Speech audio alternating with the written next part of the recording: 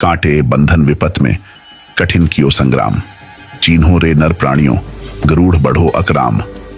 दोस्तों, सूक्ष्म वेद की यह वाणी इतिहास के एक ऐसे आध्यात्मिक पहलू का अद्भुत चित्रण करती है कि जिस पर हिंदू समाज ने कभी विवेक विचार ही नहीं किया था।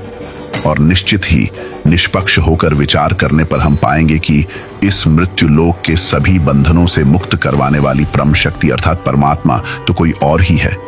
तो आइए आज रामायण के उस प्रकरण को तत्व ज्ञान के प्रकाश में एक बार फिर से देखते हैं। दोस्तों, ये तो हम जानते ही हैं कि श्री राम और रावण के युद्ध में मेघनाथ ने श्री राम जी की सेना पर एक नागपाश की सिद्धि छोड़ी थी।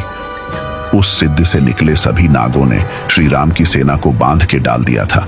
श्री राम एवं लक्ष्मण सहित पूरी सेना नागपाश के शिकंजे से बंधी पड़ी थी। सभी के सिर काटने की तैयारी थी। उसी बीच श्री राम ने गरुड़ जी को याद किया। गरुड़ जी ने आकर सभी के नाक काटे। तब कहीं असहाय हो चुके श्री राम एवं उनकी सेना बंधन मुक्त हुई।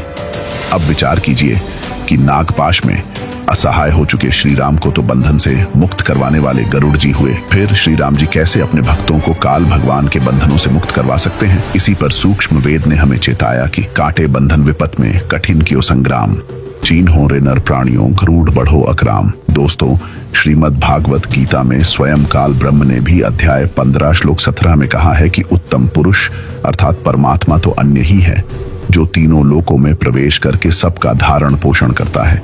इस श्लोक में काल भगवान ने जिस सर्वव्यापी आदिराम परमेश्वर की ओर संकेत किया है, उसी परमेश्वर की अद्भुत महिमा सूक्ष्म वेद ने इस प्रकार की है। राम राम सब जगत बखाने, आदिराम कोई बिरला जाने। एक राम दशरथ का बेटा, एक राम घट घट में बैठा, एक राम का सकल पसारा, एक राम दुनिया से न्यारा। कबीर, राम कृष्ण अवतार हैं, इनका ना ही संसार, जिन साहब संसार किया सो किन्हू न जन्म या नारी।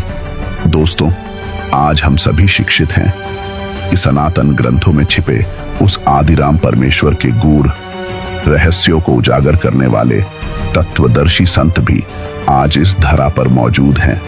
तो क्यों ना जन्म मरण के बंधन से मुक्त करवाने वाले आदिराम परमेश्वर के भक्ति मार्ग को अपनाकर हम अपना मनुष्य जन्म सार्थक करें।